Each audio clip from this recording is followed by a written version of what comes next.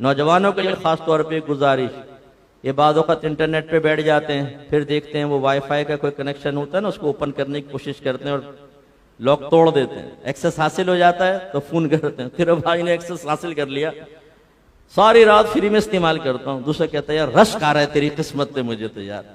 अपने भाई को भी कोई आइडिया बता दे, ना ये राज की बातें ऐसे नहीं बताऊंगा। पहले माई कलाची के ऊपर, कलाची पे चल, दो दरिया के ऊपर ट्रेड दे भाई को, फिर समझाएगा भाई। वो एक साहब ने मुझे बताया, वो एक दोस्त हैं, फिर बाद में मैंने उसकी क्लास ली। वो मेरा दोस्त है, उसने एक बड़ी कंपनी का ऐसे ही अकाउंट हैक कर लिया है, आराम से सारी रात इस्तेमाल करता रहता है। मैंने कहा आराम, खुदा का खौफ करो, जहन्नम का ईंधन है ये। मेरे आका सल्लल्लाहु अलैहि वसल्लम फरमाते हैं कि कोई मुसलमान अपने मुसलमान भाई की कोई चीज उसकी इजाजत के बगैर इस्तेमाल ना करे, हत्ता के खिलाल, टूथपिक, ये भी सरकार ने फरमाया पूछ के इस्तेमाल करो।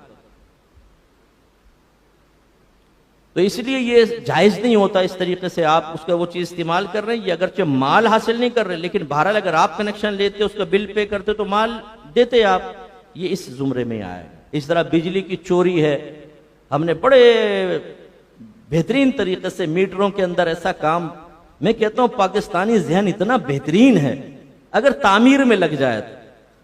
लेकिन हमने भी कसम खाई हुई है कि तखरीब का काम बताओ मुफ्ती साहब, तामीर छोड़ो, तामीर कोई और करेगा, हमें बताओ कि कैसे दो चार करने, कैसे धोखा दे दे। हमारे वालिद साहब फौत हो गए, अल्लाह उनको जन्नतुल फिरदौस में आला मकाम अता फरमाए। वो चावल की ट्रेडिंग होती थी तो उसमें भी वो हिस्सेदार थे कुछ। तो बताते थे यहाँ से बाहर बोरियां जाती हैं तो पीवीसी का पाइप होता है ना, उसको बोरी के बीच में पहले यूं खड़ा कर देते हैं, फिर अच्छी गंदुम चारों तरफ डालते हैं और उस पाइप में गंदी गंदुम डालते हैं। इसके बाद आखिर में वो पाइप बाहर, ऊपर से बोरी सी, कितने भी सुए मार मार के उसका सैंपल निकाल कर देख लो, बेहतरीन निकलेगा। लेकिन एक एक बोरी के अंदर 4-4, 5-5, 6-6 किलो खराब किस्म का। अब अगर 1 लाख बोरियां हैं तो अंदाजा करें कितने मन हो जाएगा। लेकिन ये क्या है, जहन्नम की आग उतार रहे हैं ना। आप अपने मुल्क का इमेज भी खराब करते हैं। आपने खबरें सुनी होंगी कितने टन हमारी गंदुम गई और पोर्ट से ही वापस भेज दी उन लोगों ने कि भाई ये तो फ्रॉड कर रखा है तुम लोगों ने, ना अपने मुल्क की बदनामी का एहसास ना कुछ। तो ये तमाम चीजें अच्छी तरह देखें। मैं अपने नौजवानों से खास तौर पर गुजारिश करता हूं कि बेटा आदमी कनाअत करके कम पे गुजारा कर ले। किसी को देखकर एहसास से कमतरी बेदार हो, आंखें बंद करके वहां से निकल जाओ। दिल दुख रहा है, इस तकलीफ पे सब्र कर लें, जन्नत की हूरें आपको मिलेंगी, दराजात मिलेंगे।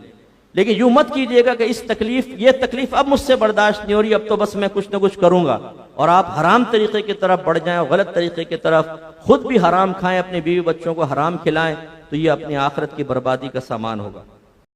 बातनी गुनाह इतने खतरनाक होते हैं, ये रियाकारी, दिखावे के लिए सब काम करना। एक होता है रिया, एक होता है सुमा। दिखावे के लिए करेंगे रिया और सुनाने के लिए करेंगे तो सुमा कहलाता है, और हराम और गुनाह है कबीरा। और हम शुरू से बच्चों को कह रहे होते, बेटा नमाज पढ़ो तुम्हें पैसे देंगे। मेरे बेटे ने आज ये काम किया, पैसे, शुरू से उसको आदत बना देते हैं। मैं इसीलिए पेशावर नात खान बनाने का सख्त मुखालिफ हूं और आपको मशवरा देता हूं, अपनी औलाद को जहन्नम का रास्ता दिखाना और पेशावर नात खान बना देना, क्योंकि वो फिर सिर्फ पैसे के लिए पढ़ेगा, वो सेठ को खुश करने के लिए पढ़ेगा। सेठ साहब की पसंद के 2 शेर हजरत ने फरमाया, 2 शेर चौधरी साहब ने फरमाया, 2 शेर पड़ोस में बहन ने, सेठ की बीवी ने पर्ची भेजी है 4 शेर बहन के। कभी ये नहीं कहेगा ठेले वाले की पसंद के 2 शेर, गार्ड की पसंद के 2 शेर, मकई बेचने वाले की पसंद के 2 शेर, नो। और आप पैसा देना शुरू करें, पहले तो नोट की मिकदार देख लेगा टेढ़ी आंखों से। अगर 1000-1000 के नोट होंगे फिर वो शेर छोड़ेगा नहीं, फिर माइक होगा ऐसा जैसे चिपक गया हो मकनातीस, ये कभी नहीं छोड़ेगा। एक ही शेर को बार बार पढ़ेगा, मैं मांगता, मैं मांगता, मैं मांगता, मैं मांगता, मैं मांगता, मैं मांगता, देखता रहेगा साइड में, डालते जाओ, डालते जाओ, डालते जाओ। शाबाश। अपनी औलाद को तबाह मत कीजिए, इन्हें रियाकार मत बनाएं, इन्हें अदब सिखाएं, इन्हें इल्म दीन सिखाएं, बातिनी गुनाहों की मारिफत दें। हमारी कितनी बच्चियां ऐसी हैं तो सख्त जेलस होती हैं, सख्त जेलस। एक बहन को अच्छा शौहर मिल गया, वो आराम से खुश रह रही है, इसका शौहर सही नहीं है, तरबियत हमने नहीं की होती, वो अपनी बहन से जेलस हो जाती, वो बहन का घर खराब कर देती है बाद औकात। कभी सोचा है आपने? एक ही कहते हैं कि अकीक़े का मसनून तरीका क्या है, ये बता दे। देखें, जब बच्चा 7 का हो जाए तो उसके सर के बाल मुंडवाने चाहिए और उनके वज़न के बराबर चांदी सदका कर देना सुन्नत है, और सर पे ज़ाफ़रान लगाना भी सुन्नत करीमा होता है। फिर अगर वो लड़का है तो 2 बकरे, और लड़की है तो 1 बकरी या बकरा ज़िबह करवा कर चाहे तो गोश्त तकसीम कर दें, चाहे गोश्त पकाकर इसको खिलाएं।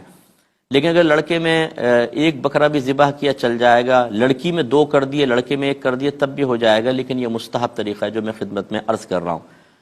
और इसके जो वो जानवर होता है उसकी वही शराइत होंगी जो कुर्बानी के जानवर की शराइत हैं, जो मतलब उम्रें हैं गाय की, ऊँट की या बकरा बकरी की, दुम्बा दुम्बी की, और ऐब वगैरह के मसाइल बयान करते हैं, बिल्कुल उसका ख्याल रखा जाएगा। और ये जो लोगों का गलत ख्याल है कि जी अकीके के गोश्त से माँ बाप, दादा दादी, नाना नानी नहीं खा सकते, ये सब गलत है। हर एक खा सकता है, खुद भी खा सकते हैं, दूसरों को खिला सकते हैं, चाहे तो सारा सदका कर दें और चाहे तो खुद भी खाएं और दूसरों को खिलाएं। तो ये इसका थोड़ा सा तरीका है। अगर 7वां रोज़ गुजर जाए, फ़र्ज़ कर लें, फिर पूरी ज़िंदगी इसका वक्त है जब कभी कर लें, लेकिन फिर वो सुन्नत नहीं रहता, फिर उसकी शरई हैसियत मुस्तहब की हो जाती है। नहीं करेंगे तो सवाब मिलेगा, नहीं किया तो कोई खिलाफ सुन्नत नहीं है। लेकिन 7वें रोज़ अगर आपने किया तो अल्हम्दुलिल्लाह सुन्नत का सवाब भी हासिल होगा।